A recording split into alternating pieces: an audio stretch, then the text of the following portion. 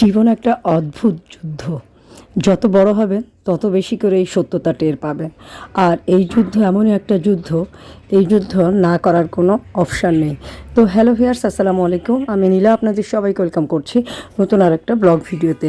আজকের ব্লগ ভিডিওটাও একই রকম, প্রতিদিনের মতো কিছু কথা, কিছু গল্প আপনাদের সাথে শেয়ার করব। কথাগুলো যদি ভালো লাগে শেষ পর্যন্ত শুনবেন। তো যেটা বলছিলাম, জীবনটা একটা অদ্ভুত যুদ্ধ। যত বড় হবেন তত বেশি করে এই সত্যতা টের পাবেন। আর এই যুদ্ধ এমনই একটা যুদ্ধ, এই যুদ্ধটা না করে কিন্তু কোনো অপশানই থাকে না। চোখের সামনে দেখবেন কেউ অসাধারণ ব্রেন নিয়ে জন্মেছে, পরীক্ষার আগের রাতে বইয়ের পাতা উল্টাচ্ছে আর পরের দিন চমৎকার রেজাল্ট করছে। আর আপনি দিনের পর দিন পাগলের মতো পড়তেছেন, কিন্তু কোনো লাভ হচ্ছে না বা ভালো রেজাল্ট করতে পারছেন না।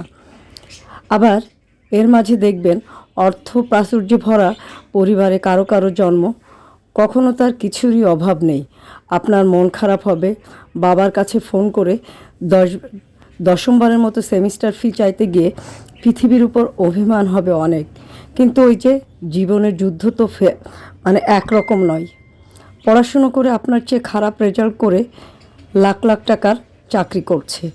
হয়তো ওই ইন্টারভিউটা তার ভালো হয়েছিল, হয়তো রেফারেন্স ছিল, হয়তো স্কিল ছিল, জানি না, হবে কিছু একটা।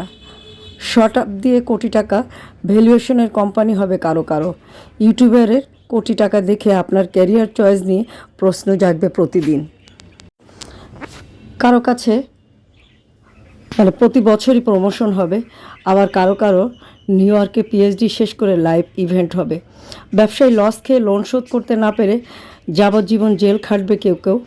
শত চেষ্টায় চাকরি মিলবে না কারো কারো। 20তম ইন্টারভিউটা দেওয়ার পরও তার মনে হবে জীবনের চেয়ে নিষ্ঠুর আর কিছুই নেই। আপনি চাইলে সারাদিন অন্যের সাথে নিজের তুলনা করতে পারেন। জীবন যুদ্ধে যে এগিয়ে গেল তার কথা আপনি ভাবতে থাকলেন। জীবন যুদ্ধে যে এগিয়ে গেল তার কথা আপনি ভাবলেন। আফসোস ছাড়া কিছুই হবে না, হিসাব মিলাতে পারবেন না। ভাগ্য, মেধা, স্কিল, পরিশ্রম, নিয়তি, এত এত ভেরিয়েবল নিয়ে জীবনের সমীকরণ মেলানো সম্ভব নয়। ভালো থাকার কোনো শেষ নেই, যার কোনো ঠাঁই নেই সে একটা ঘর চায়। বাসে ঝুলতে থাকা মানুষটা একটা গাড়ির স্বপ্ন দেখে, আর যার গাড়ি আছে সে আরও দামি গাড়ির স্বপ্ন দেখে।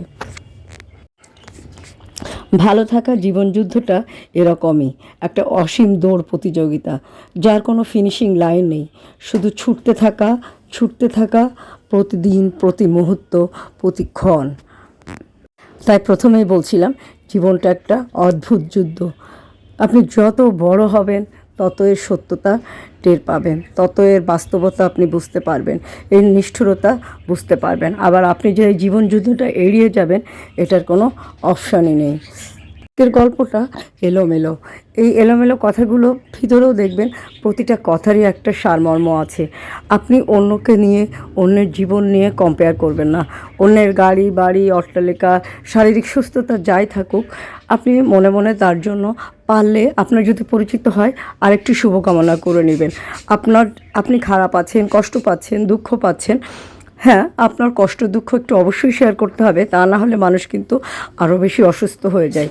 তবে আফসোস করবেন না, হয়তো এটাই আপনার ভাগ্যের লেখা ছিল। হ্যাঁ, ভাগ্যকে কোনোভাবেই কেউ পরিবর্তন করতে পারে না। তবে হ্যাঁ, আপনার ভাগ্য পরিবর্তন হতে পারে আপনার চেষ্টার মাধ্যমে, হয়তো আপনি ভালো থাকতে পারেন। তো আমার ছোটোবেলায় আমার এক আঙ্কেল আমার সবসময় বলতো, খাটলে খুটলে পেটের ভাত, দেরি মজুদ খোদার হাত। অর্থাৎ আপনি যত খাটবেন, যত পরিশ্রম করবেন, আপনার ভাতের অভাব হবে না। কিন্তু আপনি দেরি মজুদ করতে পারবেন কি না, আপনি জমাতে পারবেন কি না, এটা কিন্তু আপনার হাতে নেই। এটা সম্পূর্ণই আমাদের ভাগ্যের হাতে। ভাগ্য যদি না থাকে আপনার জমানো অর্থ খুব সহজেই শেষ হয়ে যেতে পারে। সামান্য একটা ফোঁড়ার চিকিৎসা করার টাকাও কিন্তু অনেকের থাকে না, হয়তো তার কাছে কোটি টাকা আছে কিন্তু সামান্য একটা ফোঁড়ার চিকিৎসা করার টাকাও হয়তো অনেকের থাকে না, হ্যাঁ, সে ফকির হয়ে যেতে পারে। তাই জীবনে কখনো দুঃখ করবেন না। জীবন চলমান প্রক্রিয়া, জীবন যুদ্ধমান একটা প্রক্রিয়া। জীবনে যুদ্ধ করতে হবে, চলতে হবে, বাঁচতে হবে, কষ্ট থাকবে, দুঃখ থাকবে, সব কিছু নিয়ে জীবনটাকে উপভোগ করতে হবে। হ্যাঁ, তবে সবসময় মানুষ চাইলে সব কিছু করতে পারে না, এটাও স্বাভাবিক। আমি যখন অসুস্থ হব বা আপনি যখন একটু মানে সমস্যায় পড়বেন, তখন চাইলেই কিন্তু ভালো থাকাটা হয় না। কিন্তু একটু তখন আপনি কি করবেন, একটু চুপচাপ থাকবেন, একটু ধৈর্য ধারণ করবেন, একটু ঘুমিয়ে থাকবেন, একটু রেস্ট নেবেন এবং যদি সম্ভব হয় পরিবারের খুব কাছের মানুষগুলোকে ভালোবাসবেন, তাদেরকে নিয়ে একটু ভালো কথা বলবেন, দেখবেন অনেকখানি ভালো হয়ে যাবে। তো অনেক অনেক অনেক অনেক কথা বললাম। অনেক কথা বলতে বলতে কিন্তু সুন্দর একটা শাড়ি পরে আপনাদের সামনে চলে আসলাম। আর সুন্দর শাড়ি অবশ্যই পরবেন, সুন্দরভাবে সাজুগুজু করবেন। আজকে বেঁচে আছেন, আগামীকাল বেঁচে থাকতে পারবেন কি না বা আগামী মুহূর্তে 1 সেকেন্ড পরেও বেঁচে থাকবেন কি না, এটার গ্যারান্টি আমরা কেউ কখনো দিতে পারি না। তাই বলে আমরা সবসময় দুঃখটাকে পুষে রাখলে সেটা কিন্তু এক প্রকার বিলাসিতা হয়ে যায়। দুঃখ পুষে রাখাও কিন্তু একটা বিলাসিতা। আর এই বিলাসিতায় যখন আপনি গা ভাসিয়ে দিবেন, তখন আপনি সুখটাকে অনুভব করতে পারবেন না। তাই আপনি দুঃখটাকে পুষে রাখবেন না, দুঃখটাকে লেলিয়ে দিবেন বা উড়িয়ে দিবেন বা ভেঙে ফেলবেন এবং সুন্দর সুন্দর শাড়ি পরবেন, সময় সুযোগ পেলে একটু সাজুগুজু করবেন। এই যে দেখেন আমি এই যে ভোকালটা দিচ্ছি, আমার কণ্ঠস্বর শুনেই বুঝতে পারছেন যে ঠান্ডাটা লেগেছে। তো তারপরে এই যে আমি ভিডিওটা তৈরি করেছি, আমি আলটিমেটলি শারীরিকভাবে ফিট ছিলাম না, তারপরও অনেকক্ষণ মনের সাথে যুদ্ধ করে সাজুগুজু করলাম, দেখলাম বেশ মনটা ভালো হয়ে গেল। সুন্দর কিছু শাড়ি পরলাম, মনটা আরও ভালো হয়ে গেল। আর এরকম সুন্দর সুন্দর শাড়ি পরবেন। সুন্দর সুন্দর শাড়ি নিতে গেলে অবশ্যই আমার পেজ অদ্রি ফ্যাশন অ্যান্ড লাইফস্টাইলের সাথে থাকবেন। শুধু এই শাড়িটা না, এরকম চমৎকার সুন্দর সুন্দর শাড়ি পেয়ে যাবেন। প্রতিটা শাড়ি খুবই সুন্দর, খুবই ইউনিক এবং খুব পার্সোনালিটি সম্পন্ন শাড়ি আপনারা আমার পেজে পেয়ে যাবেন। তো আমার পেজটা যারা এখনও ফলো করেনি, পেজটা ফলো করে দিবেন। আমার ভিডিওগুলো আপনাদের কেমন লাগে অবশ্যই কমেন্ট করে জানাবেন। আজকের কথাগুলো কিন্তু প্রতিটা কথাই শিক্ষামূলক। হ্যাঁ, কেউ দেখেন কেউ সামান্য অল্প মানে অল্প ব্রেন ছিল, বাট সে চেষ্টা করে গেছে, সে ভালো কিছু করতে পেরেছে।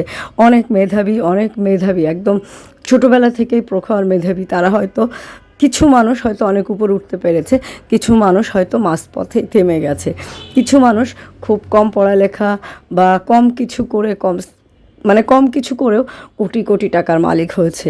এটা আসলে সম্পূর্ণই নিয়তি। হ্যাঁ, এই নিয়তি নিয়ে আমাদের দুঃখ করার কিছু নেই। তবে আপনি আপনার চেষ্টাটা করে যেতে হবে। ভাগ্য যদি ভালো থাকে, সহায় থাকে, আপনি ভালো কিছু পাবেন। ভাগ্যে যদি সহায় না থাকে, আমি যেভাবে খেয়ে পরে বেঁচে আছি সেভাবেই খেয়ে পরে বেঁচে থাকবো। আর এরকম সুন্দর সুন্দর শাড়ি কিন্তু গিফট করতে ভুলবো না।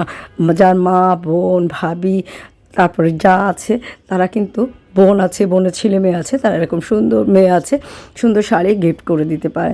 শাড়ি সবসময়ই সুন্দর পোশাক। আর আমার কথাগুলো যদি আপনাদের ভালো লাগে অবশ্যই একটা লাভ রিঅ্যাক্ট দিয়ে দিবেন, কমেন্ট করবেন। আপনারা সবাই ভালো থাকবেন, সুস্থ থাকবেন, আমার জন্য প্রে করবেন। আমিও সবার জন্য প্রে করি। আল্লাহ হাফেজ, আসসালামু আলাইকুম।